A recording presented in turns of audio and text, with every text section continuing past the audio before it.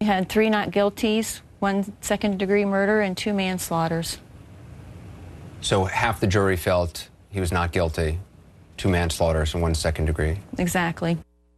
Anderson Cooper's interview tonight, one of the jurors in this case. The verdicts are in, but there are still a lot of unanswered questions. Here we now Jeffrey Toobin and Charles Blow. Also joining us, Glenda Hatchett, host of the Judge Hatchett Show, and a former chief presiding judge of the Fulton County Juvenile Court in Atlanta. Also defense attorney Janie Weintraub and jury consultant Jo Ellen Demetrius. I've got to ask you straight off the top, Jeffrey, your reaction to Rachel Gentel's interview, because you and Charles were at the back, almost gasping watching it. If that went on for 5 more minutes, she would have her own show. Right. I mean, I just thought it was so fascinating. Yeah. I mean, you know, she's such a big personality, and I thought she gave us a picture of Trayvon Martin of that night. It was just a good example of how courtrooms don't give you the full picture. I'm not sure what she said was legally all that relevant, but it just, you know, I guess as a journalist, I thought it was fascinating. I thought it was compelling too. Yeah. I thought, Charles, what was interesting to me was the way she just completely took on the drugs issue, for example. Said, look, Trayvon took weed a couple of times a week. I never saw it make him aggressive. He used to get the munchies, you know, very sort of classic, you know, teenage behaviour in many ways for many Americans. What did you think of what she was? If she'd been more like that, Rachel, on the stand, could it have made a difference? Yeah, I think it could have made a difference, but I think that she made some really interesting points. But first, a point that she didn't make, but made in her presentation here, by just being blatantly honest, like painfully honest in some cases, talking about the use of racial slurs, talking about being very open about his use of drugs. To me, as somebody watching, you're constantly, you know, I'm a journalist, I'm constantly looking at people to see if maybe I can pick up on somewhere where they may be holding back, they may be lying, right, because that makes me start to doubt.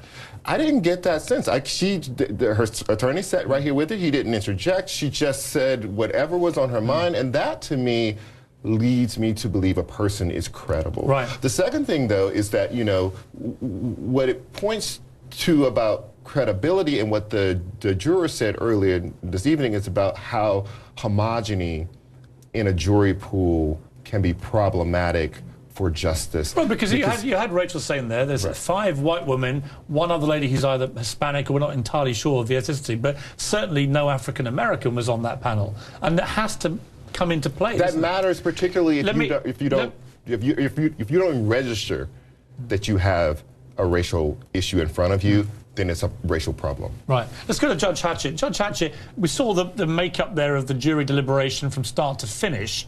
Did that surprise you? And, you know, my feeling about this is I respect the jury's decision completely. That is the justice system. And I believe that they operated to what they thought was the interpretation of the law of self-defense. Is it the law that's the problem? The law is the problem because the aggressor can then claim self-defense if the situation changes. And obviously, Pierce, that's exactly what this jury ended up believing.